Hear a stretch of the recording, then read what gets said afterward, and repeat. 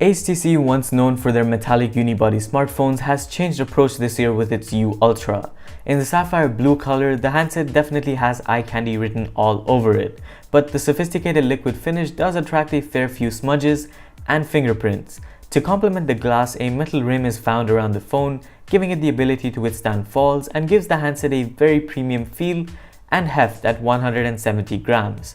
Up on the front, the protection continues. You get a Gorilla Glass 5 protected 5.7-inch Super LCD 5 Quad HD display, which is great under the sun and has good viewing angles.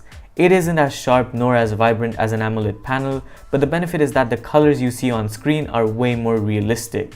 You also don't get an immersive experience because of how large the bezels and chins are, but that's primarily because of the phone's secondary display. It's found up top and functions similar to an active display. You get notifications, the time, as well as features like pinning favorite contacts, music playback, and weather updates. I didn't use it as often as I should have, but taking a peek at notifications during class via the display was very helpful. With that out of the way, it's only fitting to talk a bit about audio. HTC's trademark boom sound is impressive through the phone's speakers, and yes, the loudspeaker and the speaker grill make a stereo experience, but unfortunately you don't get a 3.5mm headphone jack. Instead, you have to use HTC's proprietary U-Sonic headphones, which connect to the phone using USB-C. These tune sound to match your ear canals, and once again, this is no gimmick and the difference is definitely noticeable. What's not so different though is the phone's user interface. HTC Sense atop of Android 7.0 Nougat is bloatware free, but doesn't do much to set it apart. The only real difference I felt was the AI assistant that the company is pushing, which helped bring up relevant notifications and integrated well with Google Now thanks to the 4 always-on microphones on the smartphone. Despite the beefy internals of the U Ultra, the phone wasn't as smooth as I expected, with multitasking and RAM management taking a toll.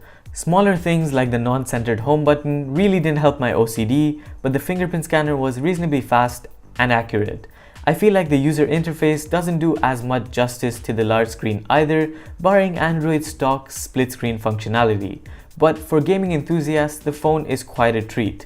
The large screen is good for numerous titles, which the phone handles very well. Just when gaming for longer amounts of time, you do notice the phone overheating at the top right, but that's nothing major. Now, HTC's bane in the past has been its camera, but the 12-megapixel unit on the device left me quite surprised. The pictures I took came out sharp and had great dynamic range, all at the expense of a slower shutter speed.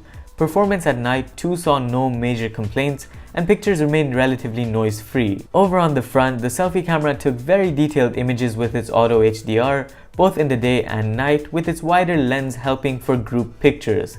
As far as video goes, it remained very smooth, but I did notice a slight warping effect to it, but that could just be me. And while you might say the Ultra is a success, the battery is where it falters. The 3000 mAh cell isn't enough to run its internals and the large Quad HD display, getting me just over 4 hours of screen on time over Wi-Fi and cellular data. This is just about average, but with Quick Charge 3.0, charging the phone is very convenient and takes just under 2 hours. So who is this phone for? At its price point, the phone brings reasonable performance backed with a great build and a camera suite despite not being a dual sensor, but it falls short when it comes to its battery life and the implementation of its secondary display. I feel like the phone would be a strong contender if priced a little lower, knowing that future flagships may come with the same processor, so HTC definitely has a head start with that regard.